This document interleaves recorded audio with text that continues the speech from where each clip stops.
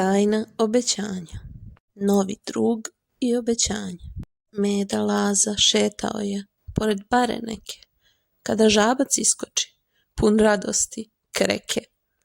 To beše žabac Kreka, što nikad se ne da, želeo je avanturu sa hrabrog medveda. Čuo sam za tebe, Medo, ti si pošten drug, ali nestalo je obećanje da se zatvori krug. Kakvo obećanje? Pita Laza, sav je zbunjen as.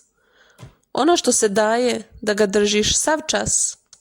Pronašli su list, gde piše se kratko, sa 3 tačke prazne, to im beše slatko.